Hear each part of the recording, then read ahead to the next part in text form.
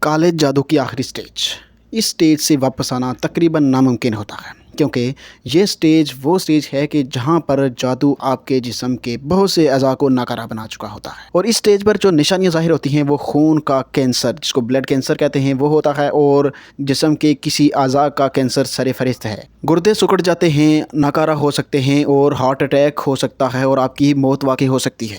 اس stage کی سب سے بڑی نشانی یہ ہے کہ آپ پر کسی بھی قسم کی ادویات کا اثر نہیں ہوتا، اور ڈاکٹرز کو سمجھ ہی نہیں آتی کہ پرابلم کیا ہے۔ اس پر ڈاکٹرز مزید دوایات بڑھا دیتے ہیں، اور جس سے ہمارے جسم کو مزید نقصان ہوتا ہے۔ اس سٹیج کی مزید نشانیاں یہ ہوتی ہیں کہ جسم کے خاص حصوں پر، یعنی ٹانگوں، اور خاص طور پر ٹانگوں کے درمیان جو نمی والے حصے ہوتے ہیں، وہاں پر داغ بننا شروع ہو جاتے ہیں۔ حاملہ عورتوں میں بچہ ضائع ہو جاتا ہے، اور آپ کو ایسے ڈراؤنے خواب آنا شروع ہو جاتے ہیں کہ جیسے کوئی گندی روح آپ کے ساتھ ممنوع کام سر انجام دے رہی ہے۔ آپ کا دل، آپ کا دماغ عبادت کی طرف کبھی جاتا ہی نہیں، آپ کا دل عبادت میں لگتا ہی نہیں، دعاؤں میں نہیں لگتا، کسی چیز میں اس کو سکون نہیں مل رہا ہوتا، اور لگتا ہی نہیں، کرنے کی طرف جاتا ہی نہیں۔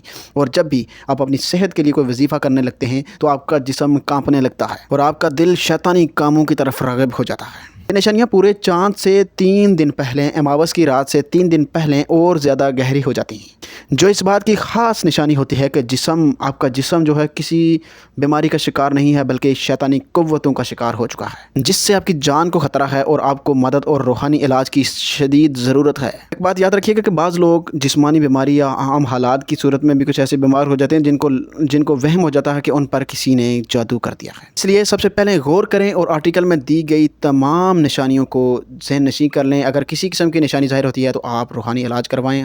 ہمارے سینٹر میں آپ لوگ تشریف لا سکتے ہیں، ہمارے پاس نہیں آ سکتے تو کسی بھی اتھینٹک بندے سے اپنا روحانی علاج کروائیں۔ اللہ آپ کے لیے آسانیاں پیدا فرمائے، آمین ثم آمین۔ اللہ حافظ۔